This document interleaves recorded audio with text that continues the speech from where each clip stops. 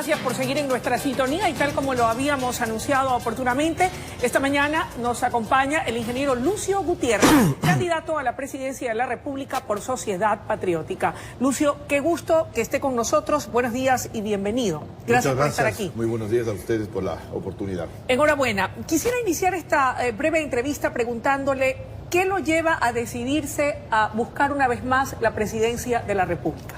Primero, porque al igual que a ustedes, me duele en el alma ver cómo se desangra la patria, ver cómo se cae a pedazos por la corrupción imparable, el desempleo, la pobreza y la violencia delincuencial con la que nos tiene aterrados a los ecuatorianos. En segundo lugar, hablándoles con honradez política, soy el único candidato que tiene experiencia en haber recibido un país en crisis y haber entregado un país boyante. Porque mi gobierno, y eso hay que decirlo, tiene los mejores logros sociales y económicos de toda la historia del Ecuador. Entonces yo no digo voy a hacer esto, yo ya lo hice. Y según, repito, los datos de los organismos estatales, mi gobierno tiene los mejores logros sociales y económicos de toda la historia del Ecuador. Y eso lo quiero repetir y, si es posible, mejorar. Lucio, usted recibió un país en el 2003. ¿Cómo recibiría el Ecuador el próximo 24 de mayo en caso de contar con el voto popular y de convertirse en el próximo presidente de los ecuatorianos? A ver, en el 2003 recibí un país en el que no se había pagado al sector público 2 meses. Recibí un país con más de 730 millones de dólares en atrasos de sueldos y salarios. No se había pagado en algunos casos 2 meses a los municipios, a las prefecturas. No se había pagado 2 meses a Fuerzas Armadas, a la Policía Nacional, a los maestros, a los trabajadores de la salud, a las federaciones deportivas 6 meses. No se había pagado por los servicios de la deuda. Nos pusimos a trabajar, inmediatamente estabilizamos al Ecuador y entregamos un país boyante.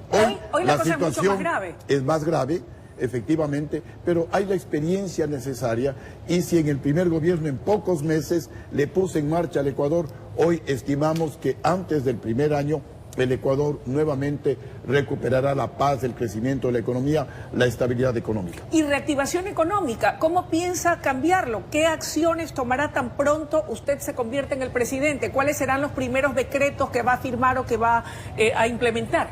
Para fortalecer la economía, para generar empleo y al mismo tiempo reducir la delincuencia, le convertiremos al Ecuador en un centro financiero internacional, logístico y tecnológico. ¿Con qué recursos? Con el centro, para eso no necesito recursos, más bien con el centro financiero vendrán los bancos más grandes del mundo al Ecuador. Cada banco traerá 1.000 millones, algunos 2.000 millones de dólares y a través de la competencia con la banca privada ecuatoriana, no solo que se rompe el monopolio, sino que bajarán las tasas de interés a niveles internacionales del 3% de interés anual, con lo cual todas las empresas, desde la más pequeñita hasta la más grande, podrán hacer préstamos baratos, invertir en los sectores productivos y generar empleo, que eso es lo que quiere desesperadamente el pueblo ecuatoriano. Lucio, yo he estado muy de cerca en diferentes foros y he escuchado a empresarios, incluso cónclaves internacionales, donde uno de los condicionamientos de muchos de estos inversores es que un Estado al que van a invertir su capital brinde garantías y seguridad jurídica, no de coyuntura ni a corto plazo, sino a mediano y a largo plazo, para garantizar que van a poder recuperar la inversión, que van a ganar y que va a ser un ganar-ganar para el Estado como para ellos. ¿Cómo lograrlo? Porque su propuesta se escucha interesante, pero a lo mejor muchos sienten temor de pensar ¿qué pasa si a mediados, a pocos meses de haber ingresado con mi capital me cambian las reglas del juego? Bueno, nuevamente, la experiencia crea ciencia, la experiencia crea sabiduría y mi gobierno es el que tiene la mayor inversión extranjera de toda la historia del Ecuador. En mi gobierno el Ecuador recibía más inversión extranjera que Colombia, más que Perú, inclusive más que Chile y Argentina.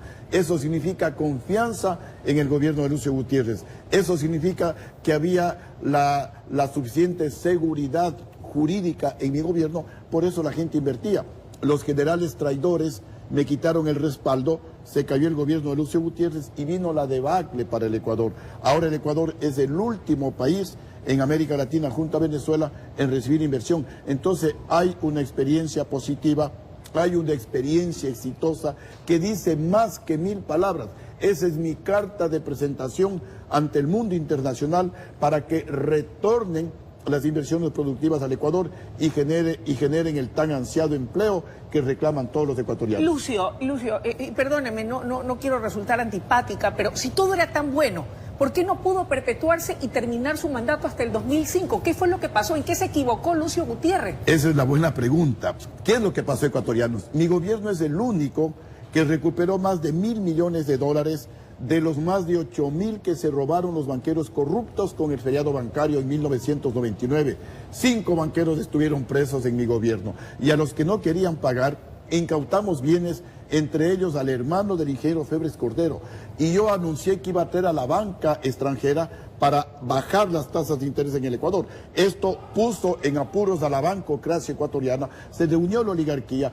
El ingeniero Febres Cordero se reunió con los generales traidores, prepararon el golpe de Estado a tal punto que los propios diputados social cristianos, a través de mi hermano Gilmar Gutiérrez, me hicieron conocer que los generales se habían reunido con Febres Cordero y estaba listo el golpe de Estado. Mi error, les convoqué a los generales a mi despacho y creí en la palabra de los generales que me juraron lealtad y que jamás conspirarían contra mi gobierno. Me traicionaron, porque inmediatamente que me quitaron el respaldo, se cayó el mejor gobierno de toda la historia del Ecuador.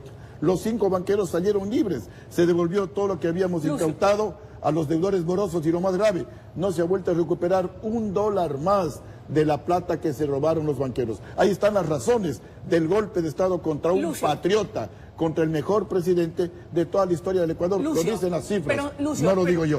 Pero no fue la Pichicorte, tal vez la creación de la Pichicorte, que en ese momento absuelve al expresidente Abdalá Bucaram Ortiz, lo que finalmente da la estocada final para que usted sea derrocado. Mire, esos fueron los pretextos. Bucaram vino con el presidente actual, Lenín Moreno. ¿Y por qué no le votan a Lenín Moreno?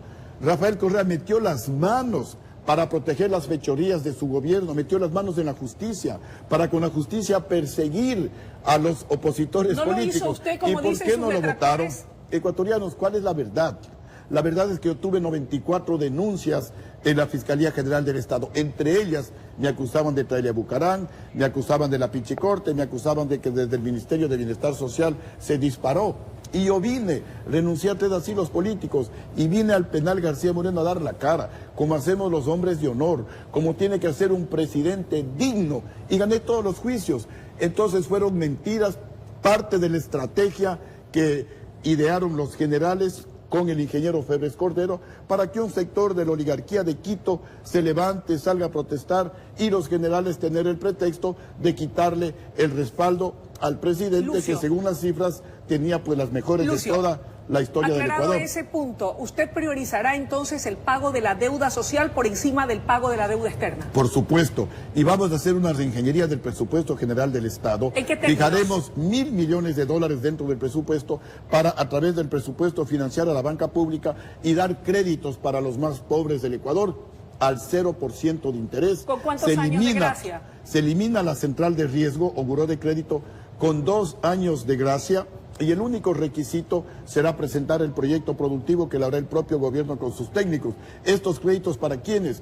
Para los vendedores ambulantes, para las mujeres que trabajan en los mercados, pero también para los jóvenes que se gradúan de las universidades y por no tener experiencia no les quieren dar empleo. Y tampoco pueden acceder a la educación superior en buena medida. Así es. ¿Qué va a hacer por ellos? Serán $1.000 millones que irán directamente a la vena, a la microeconomía, para desde abajo, desde la microeconomía, generar miles de puestos de empleo y fortalecer la economía. ¿Qué vamos a hacer para los jóvenes? Volveremos a lo que teníamos en mi gobierno: libre ingreso a la universidad y libertad jóvenes para que escojan su carrera universitaria. No tiene por qué el gobierno decirle, usted va a estudiar esto, usted va a estudiar esto otro. Eso fue parte de la estrategia de Rafael Correa para que el pueblo no se eduque, porque al pueblo ignorante, discúlpenme en la palabra, pero ignorante es ignorar cosas. De desconocer es cosas. Más fácil convencerle, es más fácil adoctrinarle para que sigan pues votando por el gobierno, por sus verdugos, los que les condenaron a la pobreza,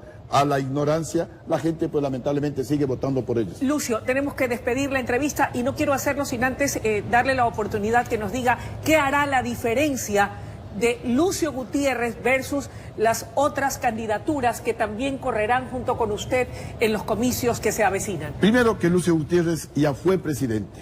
Yo sé cómo hacer las cosas y soy el presidente más exitoso de toda la historia del Ecuador. Por favor, revisen las cifras. Segundo, soy el único que estoy hablando de convocar a una mega consulta popular para, a través de un referéndum, aprobar una nueva constitución, en donde, entre otras cosas, colocaremos el nombre de Dios en la constitución, bajaremos el número de asambleístas a menos de 60, 2 por cada provincia, más 1 por cada millón de habitantes. Bajaremos los sueldos y salarios de todo el sector público a no más de $3.000. El presidente y los asambleístas no ganarán más de $3.000. Eliminaremos las pensiones vitalicias a los presidentes, eliminaremos el financiamiento a las campañas políticas de los partidos políticos y aprobaremos todo el marco legal y constitucional para aprobar un nuevo Código Orgánico Integral Penal para sancionar con cadena perpetua a todos los políticos y funcionarios públicos que se roben el dinero del pueblo ecuatoriano, y también cadena perpetua a los jueces y fiscales corruptos que cobran por sus sentencias. Le vamos a dar un giro de 180 grados al Ecuador para sacarlo adelante. Esa es la diferencia entre un presidente con experiencia y los otros que recién van a llegar a ver qué pueden hacer. Gracias, Lucio, por su presencia esta mañana aquí en la entrevista del día. Ustedes podrán escuchar mucho más acerca de su propuesta este domingo en vivo, pues estará acompañándonos usted en Puntos de Vista, un programa que no pueden perderse. Amables televidentes, nos vamos a una brevísima pausa y enseguida regresamos con mucho más desde la noticia en la comunidad. Lucio, gracias por habernos acompañado. Un buen